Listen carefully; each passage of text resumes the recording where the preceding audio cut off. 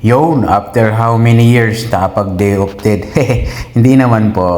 Mga 3 weeks lang dahil nga itong last December ay talagang naging busy po kami. Almost talagang gulungan ang trabaho. Dahil nga po maraming tourist at kung makita nyo nga po sa mga previous vlog ko marami pong cruise ship na napunta rito na nag-Christmas at New Year. Kaya naman naisipan ko nang laban yung aking kumot, comforter tsaka mga punda at konting uniform dahil nakapaglaban naman na po ako no isang araw. Buti na lang meron na tayo washing machine na binenta sa akin ni Robinson. How are you, brother Robinson? I know you watching my vlog and take care wherever you are. You're the man. Ay wah, mashallah. Wish Mia Mia. Kaya naman neto pagkatapos natin pagsasampay ito at na-dryer naman na pupunta po ako kay Pinkies dahil nga po magpapaload ako dahil nga po wala na akong internet. Doon pala kay Pinkies ay meron din siyang mga pagkain at ipakita ko po sa inyo ang kanyang mga specialty na mga niluluto niya po. Minsan po nabili po ako doon pagka tinatamad akong magluto dahil nga po masarap ang kanyang mga niluluto. Mga bestseller niya po pork barbecue at saka po chicken manok at saka beef. Ay talagang sulit na po sa isang order lang na $15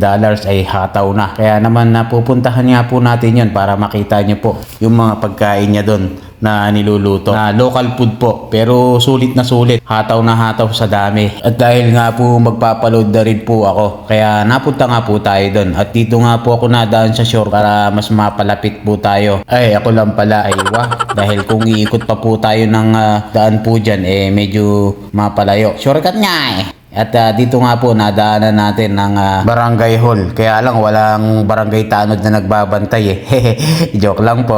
At paglabas nga po natin dito sa may pinaka shortcut dagat na. Pwede nang maligo. Dahil nga dati sabik na sabik ako dito. Halos kada day off ko ligo ako ng ligo po dyan. Kung makikita nyo nga po dun sa mga previous vlog ko panay ligo ang pinaggagawa ko. Pero ngayon medyo bibihira na lang. Minsan sometimes na lang. Pagka napagtripan na lang po natin. Ay, ako lang pala. Kulit din no. Bali, maliit lang naman po itong pinaka-area namin. Dahil halos karabihan nga po dito, puro tourist. At mabibilang mo nga po ang mga taong nakatira dito. At kahit nga po mga Pilipino rito kakaunti lang po kami dito na Pinoy community. Wala pa yata kaming 20 dito. Dito po sa Jos Bonday. Dito lang po sa pinaka namin area. Area ko po pala. At pagdating nga natin dito ay Pinkies eto magpapaload na tayo. Pero mukhang sarado siya dahil nga po nakasarado nga yung pinaka kitchen niya. Kaya ayun, magpapaload na nga lang po ako dito kay Pinkies dito sa kasama niya. Kaya tinanong ko nga si brother kung bakit close si Pinkies. Pinkies close today? Yeah, she does. What time she open? Tomorrow. Tomorrow? The rest. Yeah, this weekend is a holiday. Too much customer busy. Yeah. Okay. That's it? Yeah. Thanks, brother.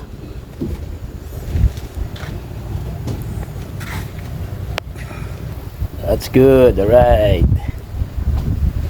Yun lang, sarado. Minsan na nga lang ma-vlog yung mga pagkain ni Pinkies dito sarado pa. Pero yan mo sa susunod po, babalikan po natin yan. Maipapakita ko rin po sa inyo yung mga niluluto po dyan ni Pinkies. Na-timing na sarado siya. Yun talaga ang buhay, parang life. Kaya naman pag uwi ko, pinasok ko na po yung mga sinampay ko.